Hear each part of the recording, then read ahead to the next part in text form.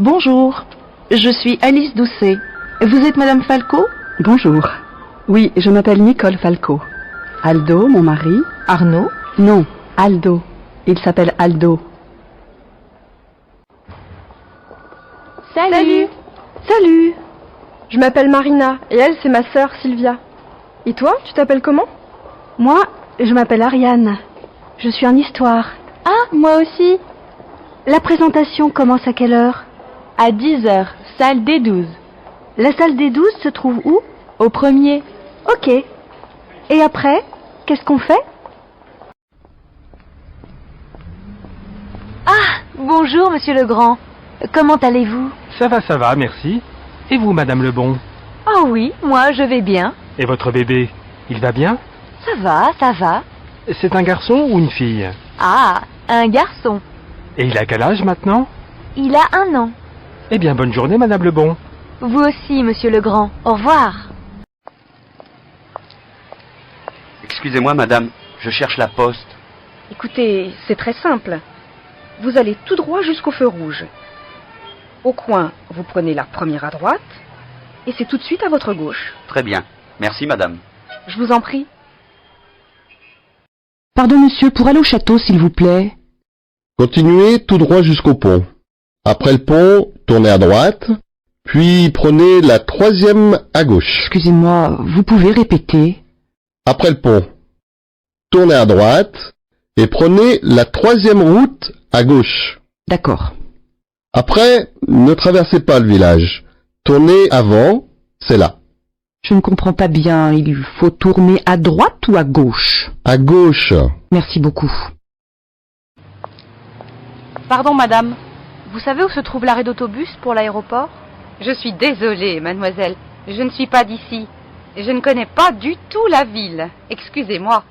Ce n'est pas grave. Au revoir, madame. Excusez-moi, monsieur. Vous êtes du quartier? Oui. Vous pouvez m'indiquer l'arrêt d'autobus pour l'aéroport, s'il vous plaît? L'arrêt d'autobus pour l'aéroport. Attendez. Ah oui.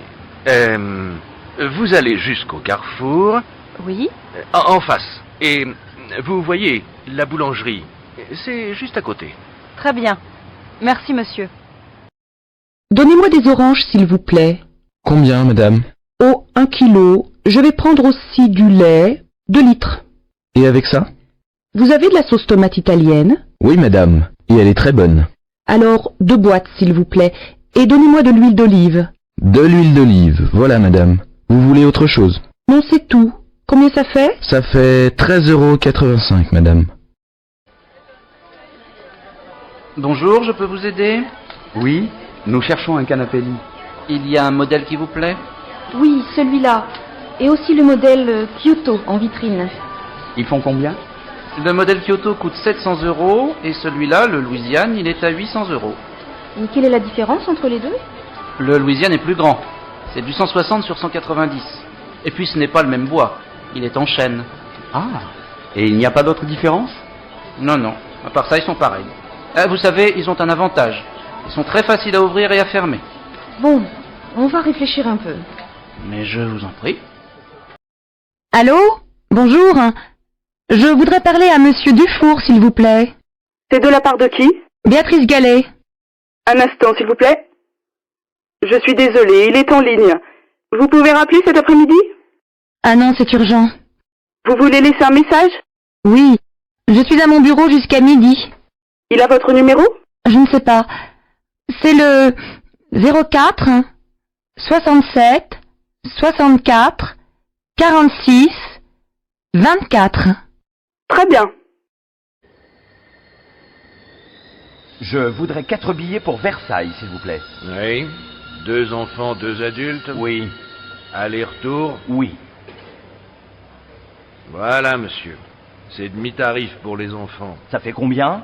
30,40 €, s'il vous plaît. Le prochain train part à quelle heure? Alors, pour Versailles, vous avez un RER dans 20 minutes à 10h25. Et vous arrivez à 10h58. Merci bien. Allô, Isabelle? C'est Béatrice. Bonsoir Béatrice, ça va? Oui, merci. Dis-moi, Sophie vient passer le week-end chez nous. Tu es libre? Sophie, à Paris? Oh, mais mince, samedi, je suis prise toute la journée. Ah, dommage. Et dimanche, tu peux? Dimanche? Non, j'ai rien de prévu. Ben, parfait. Eh bien, viens avec nous, on va à Versailles. Oh, bonne idée. Bon alors, on vient te chercher? D'accord. Vers quelle heure? Pas trop tôt, disons 11h, 11h30, ça te va? Parfait. À dimanche alors. À dimanche, bisous. Allô, bonjour, c'est Carole. Est-ce que je peux parler à Simon? Oui, ne quittez pas, je vous le passe. Simon, c'est pour toi. Bonjour Carole, ça va? Très bien. Qu'est-ce que tu fais ce soir? Tu es libre? Pourquoi? J'ai rendez-vous avec des amis pour aller au restaurant. Tu veux venir? Oui, mais je ne les connais pas, moi. Ils sont sympas, tu sais. Bon, d'accord. On se retrouve où? Devant le café du parc, à côté de la fontaine. À quelle heure? Vers 8h, ça te va? Oui, je pense. Ah mais non, je dois voir Sophie ce soir. Et alors? Téléphone-lui et invite-la. Pourquoi pas? Tu veux faire du vélo avec nous dimanche matin? Oui, c'est une bonne idée. Vous allez où? Au bord de la mer. C'est facile. Tu peux venir avec ta fille. Pourquoi pas? Elle adore faire du vélo. Mes enfants aussi, ils aiment beaucoup ça. Et à midi, on fait un pique-nique? Non, on mange à la maison. Je vous invite. Ah merci, c'est gentil. Alors, qu'est-ce que vous prenez, monsieur? Je vais prendre le menu à 20 €. Comme entrée, qu'est-ce que vous voulez? Qu'est-ce qu'il y a dans la salade niçoise? Des tomates, de la salade verte, des haricots verts, des pommes de terre, du thon et des œufs. Non, alors, donnez-moi du jambon cru. Bon. Et comme plat principal? Je voudrais du poulet avec des petits pois. Et comme dessert, donnez-moi un gâteau au chocolat. Qu'est-ce que vous voulez boire? Un quart de vin rouge et une carafe d'eau, s'il vous plaît. Très bien. Monsieur, pardon, je pense qu'il y a un problème dans l'addition. Oui? On a pris 2 menus à 18 € et un seul café, pas 4. Ah, en effet, attendez. Ah, c'est une erreur, je vous prie de m'excuser. Ce n'est pas grave. Mesdames et messieurs, contrôle des titres de transport. Vous avez votre billet, monsieur, s'il vous plaît. Oui, voilà. Mais monsieur, vous n'avez pas composté? Je suis désolé, j'ai oublié. Ah, je regrette. Je vais vous demander 30 € à régler tout de suite, s'il vous plaît. Mais ce n'est pas possible! C'est incroyable! J'ai mon billet! Monsieur, je vous en prie, vous ne l'avez pas validé, vous devez payer. Bon. Ben voilà, 30 €. Salut Patrice. Tu n'as pas l'air en forme aujourd'hui. Qu'est-ce qu'il y a? Non. J'ai mal à la gorge et je crois que j'ai de la fièvre. Tu as une angine? Je ne sais pas. J'ai mal aux jambes aussi et au ventre. Tu as peut-être la grippe? Va chez le médecin. J'ai rendez-vous à 3 heures cet après-midi. Cabinet du docteur Vialard, j'écoute. Bonsoir, c'est pour prendre rendez-vous, s'il vous plaît. Oui, c'est urgent? Oh non, pas vraiment. Bon, alors, je regarde. La semaine prochaine? Vendredi? Vendredi à 18 h, ça vous convient? Très bien, ça me va. Vous pouvez me donner votre nom? Oui, Camille Lombard. Très bien. Bon, au revoir madame. Au revoir, merci. Tiens, regarde, c'est la photo de mes collègues. Qui est-ce, le grand blond à droite? Il est mignon. C'est Arnaud. Il est mignon, mais il est stupide. Et le petit brun là, il a l'air gentil? Oui, c'est Cédric. Il est très gentil et en plus, il est très amusant. Et la femme à gauche, elle n'est pas mal. C'est la secrétaire du directeur. Elle est jolie, mince, mais pas très sympathique. Et le directeur, il est où? Il est là, au milieu. Oh là là, il est gros. C'est vrai, mais il est super, tu sais, intéressant, aimable, toujours calme. Et la femme blonde? C'est mademoiselle Mouchette. Elle est très timide. Elle est toujours derrière sur les photos.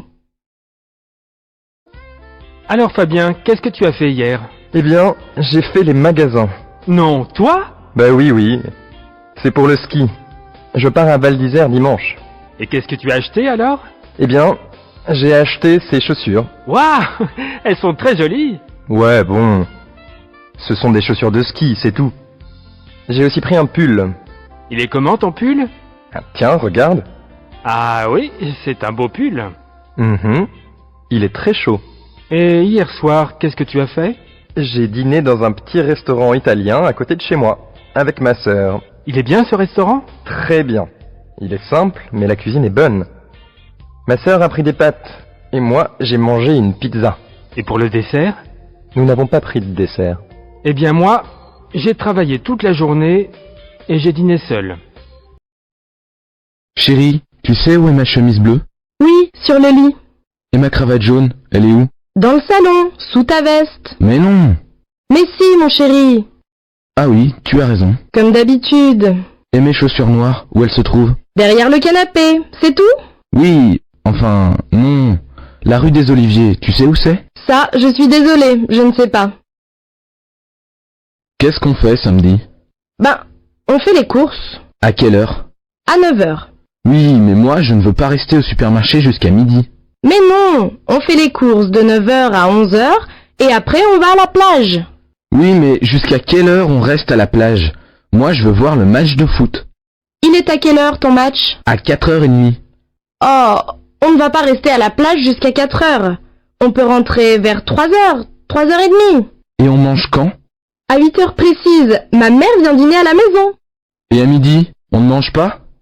Brigitte Cauchy, vous nous parlez ce matin des habitudes vestimentaires des Français, c'est ça? Oui, Pierre.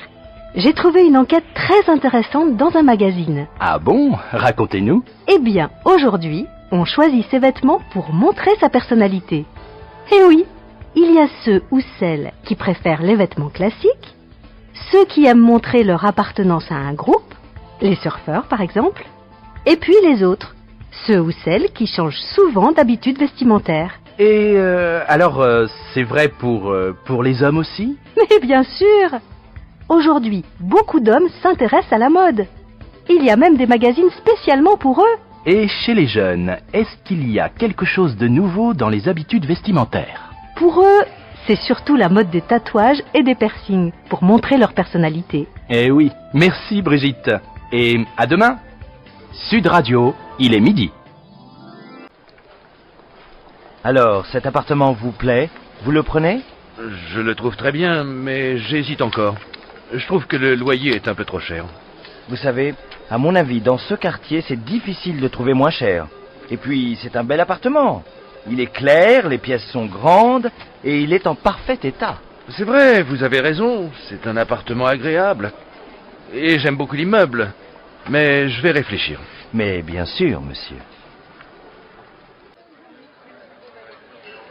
Oh, vous avez vu ces deux garçons à roller au milieu de la rue? Ils sont complètement fous, hein? T'as raison, moi je pense que c'est vraiment très très dangereux. Moi je suis pas d'accord avec vous. C'est super le roller. C'est pas ça le problème. C'est peut-être super, mais ils risquent leur vie. Mais non, il faut pas exagérer. Ils ont l'habitude. L'habitude... Oui, c'est pas une question d'habitude. Quand un accident arrive... Pas plus qu'avec les vélos, hein. Bon, allez, on parle d'autre chose.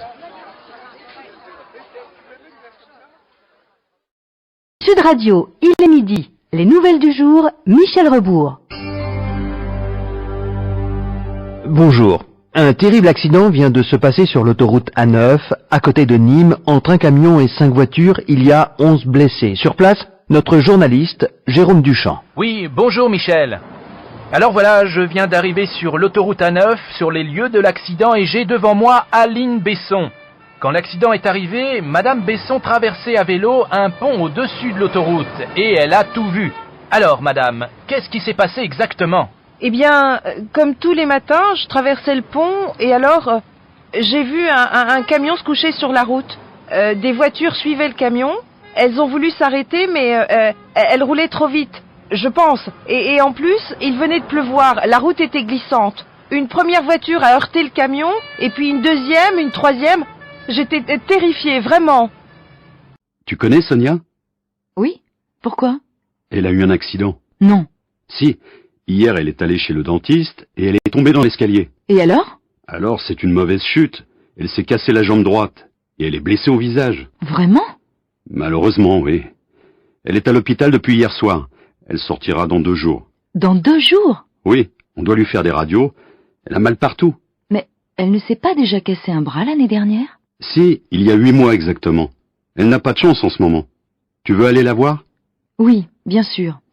J'irai dans 1 heure, quand ma fille partira à son cours de danse. Son cours de danse? Oui, elle fait de la danse depuis 3 mois. Allô, bonjour. Je téléphone pour l'annonce. Vous êtes étudiant?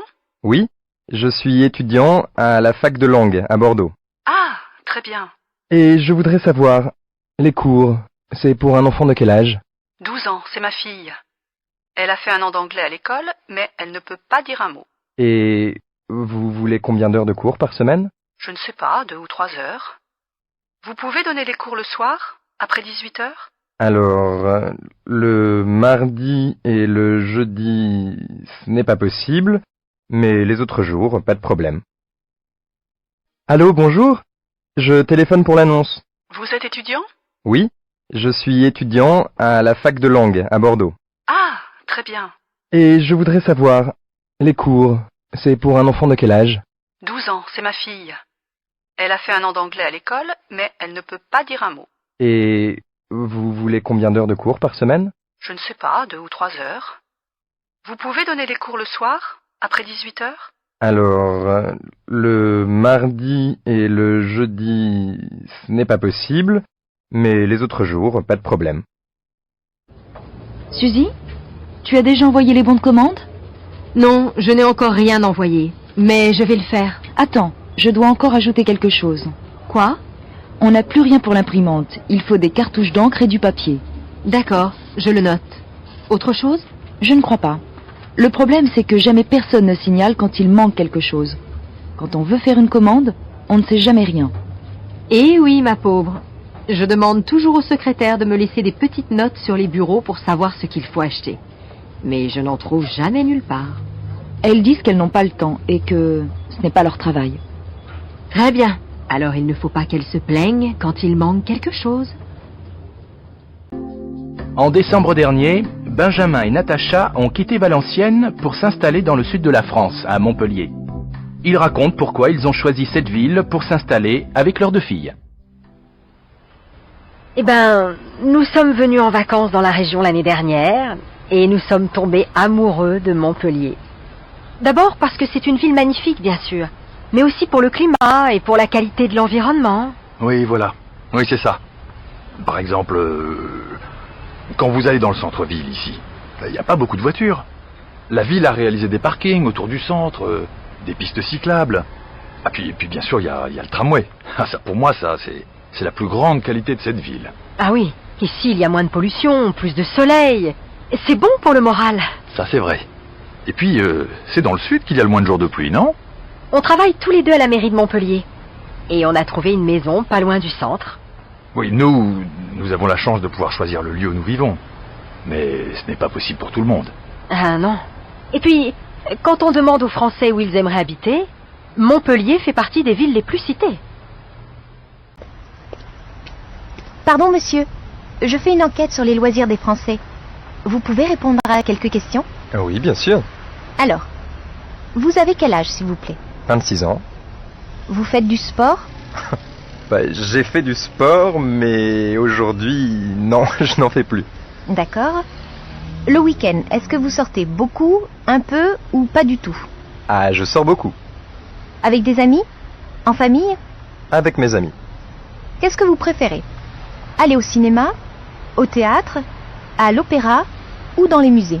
Eh bien, j'aime beaucoup le cinéma, j'aime bien le théâtre aussi, mais l'opéra et les musées, non, je déteste ça. D'accord. Le soir après le travail, vous préférez aller sur Internet, lire un livre, un journal, un magazine ou regarder la télévision? Bien, je préfère lire. Oui, lire. Je n'aime pas beaucoup regarder la télé. Ah, bien. Avec vos amis, où est-ce que vous dînez en général? À la maison? Chez vous? Chez eux? Ou au restaurant? Ah ben, chez moi, j'aime bien. J'adore faire la cuisine. Et après le dîner, vous sortez dans les bars? Dans les discothèques? Dans les bars, oui. Dans les discothèques, non, je n'aime pas beaucoup danser. Très bien. Merci beaucoup, monsieur. Ah, enfin, la semaine est finie. Je suis fatiguée. J'ai l'intention de faire la grasse matinée demain. Et après, qu'est-ce que tu comptes faire? J'ai prévu de faire des courses avec ma copine Lily, mais je ne suis pas sûre d'avoir assez de courage. Et toi, qu'est-ce que tu penses faire? Peut-être que j'irai au cinéma. Il y a un nouveau film avec Audrey Tautou. Tu la connais? Bien sûr, elle est super. Tu ne veux pas venir avec moi? Je ne sais pas, je vais réfléchir. Allez, viens. Oh, maintenant je ne sais plus quoi faire. Et qu'est-ce que je vais dire à Lily? Alors, tu es décidé? Tu viens avec moi? Edwige Lamarck, vous êtes journaliste et vous participez le week-end prochain à un séminaire organisé par France Télévisions. Pouvez-vous nous parler de la télévision de demain? Eh bien, même si Internet continue à se développer, la télévision va probablement rester le principal accès à l'image. Ah bon? Et pourquoi? D'abord parce que regarder la télévision est la première activité de loisir des Français. Ensuite, parce que la télévision va proposer de plus en plus de programmes différents, adaptés à chacun de nous. Enfin, parce que dans le futur, les écrans seront de plus en plus grands et la qualité de l'image meilleure. Mais tout cela existe déjà, non? C'est vrai, oui. Mais ça reste encore assez cher. Dans les prochaines années, je pense que tout le monde pourra s'offrir un grand écran avec plus de 150 chaînes de télévision. Et quels vont être alors les vrais changements dans un avenir proche? Vous verrez. Je suis sûre que la télévision vers les téléphones portables, mais aussi vers les voitures, va prochainement avoir des conséquences importantes sur nos habitudes. Grâce à la réduction du temps de travail, les Français peuvent maintenant organiser des week-ends prolongés un peu partout en France, souvent d'ailleurs à la dernière minute, comme l'explique Delphine Bertrand du Comité du tourisme de Charente-Maritime. Les gens nous appellent souvent au dernier moment pour trouver un hôtel et préparer leur week-end. En arrivant ici, l'hôtel est réservé, les vélos sont prêts, les visites sont organisées, tout est prêt. 1 heure après, ils sont sur les vélos dans la nature. Ils ne perdent pas de temps. En France, donc, les professionnels du tourisme s'adaptent en proposant de nombreuses possibilités et les idées de week-end prolongés ne manquent pas. Il est possible de louer une caravane en Charente-Maritime ou de pêcher dans la Creuse, de faire du canoë en Lozère ou du ski en Savoie. Thierry Bazin, du Comité du tourisme de Savoie. Vous partez de Paris en TGV à 18h. 3 heures après, vous êtes à Chambéry. Le samedi matin, vous mettez vos skis et c'est parti. C'est magnifique. En 3 heures, vous êtes ailleurs. Nicole? Ne m'attends pas pour dîner ce soir. C'est possible que je sois obligé de travailler tard. Tu plaisantes? On a invité les Lambert.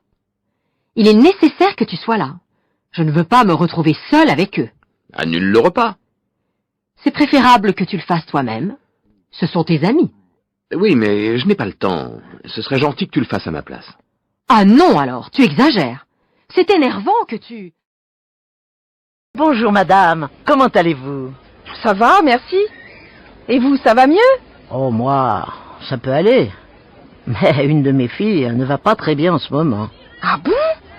Mais qu'est-ce qui lui arrive? Elle travaillait dans un petit magasin qui marchait pas très bien depuis un moment déjà et puis ils l'ont licenciée. Oh, c'est pas vrai? Ben si, malheureusement. Et en plus, elle a eu un accident de voiture il y a 2 jours. Elle a rien, mais il n'y a plus de voiture. Oh là là, la pauvre. Elle a vraiment pas de chance, hein. Et l'autre, la plus jeune, elle va bien? Oh, ne m'en parlez pas de celle-là. Elle a décidé d'arrêter la fac pour faire du théâtre. Ah, les jeunes, c'est pas toujours facile. Ah, je suis bien d'accord avec vous. Mais qu'est-ce que vous voulez? C'est la vie. Que pensez-vous de Vélib à Paris? Ah, c'est une excellente idée. C'est vraiment pratique, pas cher. Et puis, le vélo, ça fait moins de bruit et moins de pollution que la voiture, non? Regardez les gens sur leur bicyclette. Ils sont plus calmes, plus souriants. Non, pour la qualité de vie, c'est mieux. Ah oui, c'est vélo en location. C'est ça? Ouais, c'est pas mal. Moi, je préfère prendre le mien. Ça coûte moins cher. Et mon mari, lui, prend le sien pour aller travailler. Qu'est-ce que je pense de tout ça? Je préfère la voiture. C'est moins dangereux et moins fatigant. Vous trouvez ça bien, vous, ces vélos? Vélib, c'est super. C'est parfait pour faire du sport. Et on est plus libre que dans les transports en commun. Mademoiselle, s'il vous plaît, vous avez le programme de l'excursion de cet après-midi? Eh bien, non, mais je peux peut-être vous renseigner. Que voulez-vous savoir? Savez-vous si on part avant ou après le déjeuner? Après. Le départ est fixé à 13 heures, une fois que tout le monde aura terminé les cours. Mais vous devez prévoir de déjeuner avant, ou alors emporter quelque chose à grignoter une fois dans le car. Bonne idée. Et vous pensez que le car partira à 13 heures précises? En principe, oui. Dès que tout le monde sera arrivé, il partira. C'est-à-dire, grosso modo, entre 13h et 13h15 au plus tard. Et après avoir visité la ville de Nîmes, qu'est-ce qu'on va faire? Vous irez au pont du Gard. C'est un aqueduc romain. Vous verrez, c'est très intéressant. Merci beaucoup. Pardon, le retour est prévu à quelle heure? Vers 18h30. Mais avec les embouteillages, on ne peut jamais prévoir exactement.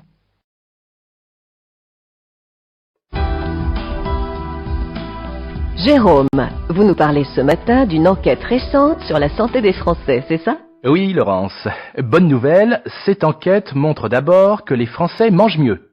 Moins de sucre ou de matière grasse, par exemple. Mais on est loin des 5 fruits et légumes par jour. Plus de 60% des enfants en mangent moins de 3 par jour. Et 40% consomment moins de 3 produits laitiers par jour également. Pour nous, les adultes, c'est un peu différent. Notre problème, ce sont les féculents. Nous n'en mangeons pas assez souvent, mais nous consommons de la viande ou du poisson au moins une fois par jour, ce qui est bien. Certains en mangent même midi et soir. Ah, et pour le sport, est-ce que c'est mieux qu'avant aussi? Oh oui, aujourd'hui, un Français sur 2 fait régulièrement du sport, environ 1 heure par semaine. Et les femmes sont plus sportives que les hommes, Laurence. Oh non, vraiment? Mais comment font-elles toutes ces femmes? J'aimerais bien, moi, faire régulièrement un footing, mais je n'y arrive pas. Quand je pense que certains en font un tous les dimanches ou plusieurs par semaine... Laurence. C'est pas possible.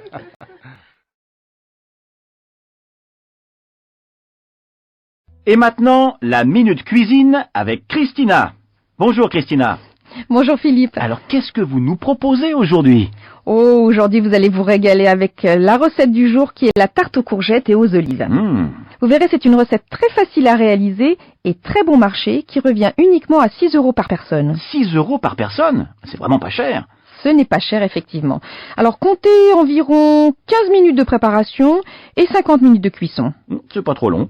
Alors, vous filez au marché et vous prenez 400 g de courgettes, 2 tomates, 50 g d'olives noires, 100 g de fromage blanc, 3 œufs, 100 g de gruyère râpée, un peu d'ail, 2 oignons, du sel, du poivre. Attendez, je note sur mon petit papier. Et ensuite, il faut faire quoi?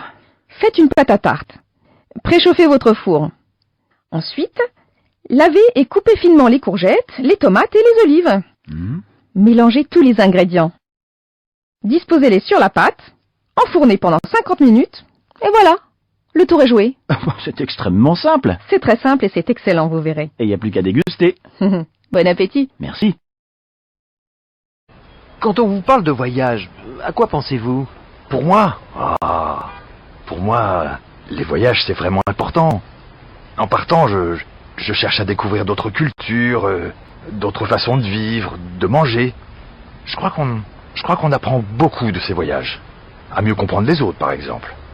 En tout cas, moi, les choses les plus importantes que j'ai apprises dans ma vie, je les ai apprises en voyageant. Ah, je trouve que le plus intéressant dans le voyage, c'est avant le départ. L'image merveilleuse, un peu comme dans un rêve du pays où vous allez.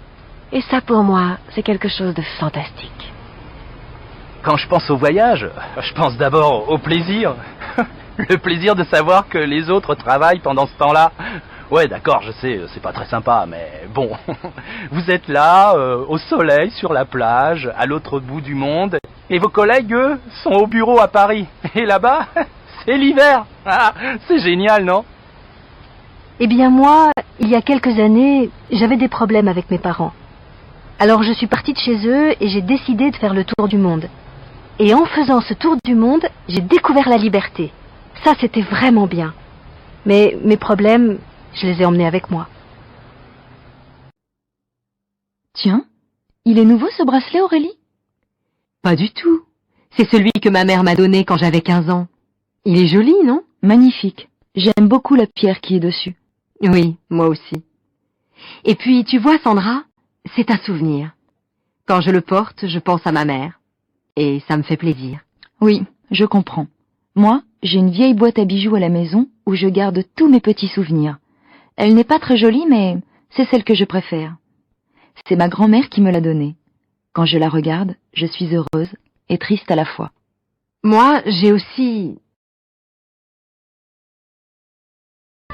Richard travaille à l'association Partage, une association qui aide les personnes défavorisées. Il est l'invité de l'émission d'aujourd'hui sur France Radio. Richard, vous voyez chaque jour des personnes qui vivent dans des situations financières souvent difficiles. Que pensez-vous de la société actuelle ? Eh bien, j'ai parfois l'impression que la seule chose qui intéresse les gens aujourd'hui, c'est l'argent. Il faut travailler plus pour gagner plus, comme disent nos hommes politiques. La télévision est pleine d'émissions qui ne parlent que de réussite financière, de gens riches et célèbres. Dans les magazines, c'est la même chose. J'ai vu encore ce matin sur la couverture d'un magazine un gros titre sur les 10 personnes les plus riches de la planète. Ce serait bien peut-être que tout le monde réalise que dans la vie, il y a des valeurs comme la solidarité qui sont plus importantes que l'argent. Vous ne pensez pas que c'est un peu excessif ce que vous dites là ? Le monde n'est pas aussi sombre que ça, non ? Je suis certaine que la solidarité existe encore. Regardez, il y a de très nombreuses associations comme la vôtre qui aident les autres. Je suis d'accord avec vous. Mais si chacun d'entre nous aidait les autres autour de lui, ces associations n'auraient pas besoin d'exister. Oui, mais alors, comment peut-on changer les mentalités selon vous ? Je pense qu'il faut commencer par l'éducation des enfants, à l'école et en famille. Après, c'est trop tard. Malheureusement, je ne crois pas que nous soyons prêts pour ça. Tu as écouté les informations ? Non, pourquoi ? Tu sais, l'homme qui a mis le feu à l'immeuble de la rue du Parc. Oui, et alors ? La police l'a retrouvé. C'est un pompier. Non. Si. Et tu te souviens de l'incendie à l'usine de chaussures, le mois dernier ? Oui, je m'en souviens. Il n'y avait pratiquement pas eu de dégâts. Non. Les pompiers étaient arrivés très vite sur les lieux. Eh bien, c'était lui aussi. Mais les policiers n'avaient pas fait d'enquête ? Si, bien sûr. Mais ils n'avaient rien trouvé. Le pompier pyromane s'était même présenté au commissariat pour faire une déclaration. Ah bon ? Oui. Il avait vu un homme suspect ce jour-là dans le quartier. Il habite à côté de l'usine. Et les policiers n'avaient pas trouvé ça bizarre ? Ben non. C'est incroyable, cette histoire. Bon, qu'est-ce que je fais maintenant ? Quand mes parents vont me voir en couverture de ce magazine, je vais avoir des problèmes. Qu'est-ce que tu veux y faire ? C'est trop tard maintenant. Tu aurais dû y penser avant. Oui, mais je ne pensais pas gagner le concours. J'ai fait ça pour rire. N'empêche que tu aurais dû en parler à tes parents. Ils n'auraient pas compris. Tu aurais pu essayer d'en discuter avec eux quand même. Je suis sûre qu'ils n'auraient pas été d'accord. Ça, pour en être sûr, tu aurais dû le leur demander. J'aurais dû. C'est bien beau tout ça, mais maintenant, qu'est-ce que je fais ? Tu vas leur dire la vérité avant qu'ils la découvrent eux-mêmes. Aïe, aïe, aïe. C'est comme ça que ça devait finir.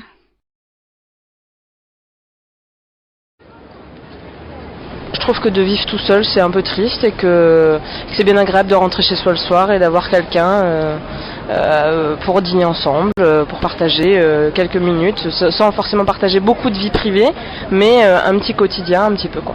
Il faut quand même qu'il y ait un bon feeling qui passe parce que c'est vrai qu'il y a souvent des problèmes de ménage ou de qui va faire les courses, qui va faire les tâches ménagères. Donc je crois qu'il faut simplement bien sentir la personne, bien s'entendre et puis après, parler dès qu'il y a le moindre problème, se dire les choses, surtout pas laisser les soucis rester trop longtemps parce que sinon c'est le clash et quand on a un appartement qu'on coloue, ça peut vite devenir un problème vis-à-vis du propriétaire. Comme on est dans une ville finalement un petit peu individualiste, eh bien, j'ai choisi de trouver d'autres personnes qui voudraient vivre avec moi dans un appartement plutôt rive droite. Moi je redoute pas la solitude du tout, c'est plus pour rencontrer d'autres personnes, particulièrement des étrangers, parce que c'est une possibilité effectivement de connaître du monde, peut-être de faire des voyages par la suite. C'est un mode de vie qui me va très bien, j'ai déjà vécu en colocation dans diverses villes en Europe et c'est toujours très bien passé. J'ai déjà vécu 3 ans en colocation et ça s'est très bien passé. On est passé de 4 personnes à 9 personnes et qu'il y ait une seule salle de bain. Si on sait s'organiser, c'est pas un problème en fait. C'est peut-être un phénomène de mode, mais vraiment je crois pas. Je crois que c'est plus pour lutter contre la solitude, sans forcément s'accrocher aux gens. Il y a plus à partager dans une ville où tous les gens sont seuls. Quand on est peut-être un peu plus vieux, qu'on est divorcé, séparé, ça peut aussi être un moyen de se rapprocher des gens sans forcément chercher une relation stable. Moi je vois pas ça du tout comme un nid à mariage. Née en France de parents portugais, Sonia a aujourd'hui 30 ans. Elle nous parle de ses parents, de leur arrivée en France et du lien qui les lie toujours à leur pays d'origine. Vos parents sont arrivés à quelle époque exactement en France? Bien, ils sont arrivés dans les années 60, 68 je crois exactement. C'était la période en France de la grande prospérité économique, je crois. Donc ils avaient vraiment besoin de main-d'œuvre et donc ils ont fait appel à la main-d'œuvre étrangère. Mon père a accepté. Il avait un travail au Portugal. Il l'a laissé pour venir en France. Et quel type de travail il avait en France à son arrivée? Alors, il travaillait dans la construction automobile, une entreprise très connue, Eliez.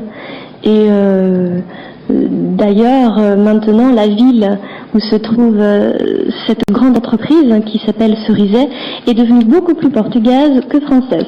Et alors depuis toutes ces années, est-ce que vos parents ont souhaité devenir français? Est-ce qu'ils ont pu devenir français? Alors, ils n'ont pas souhaité, non, parce que je pense que déjà c'était très difficile pour eux de laisser derrière eux tout un passé, toute une vie, toute une famille, des souvenirs. Donc ils sont arrivés en France, mais je crois qu'ils ont eu une période vraiment très difficile d'intégration. Et puis non, ils ne le souhaitaient pas parce que ils ont leur culture, ils ont leur façon de vivre et ils sont avant tout portugais.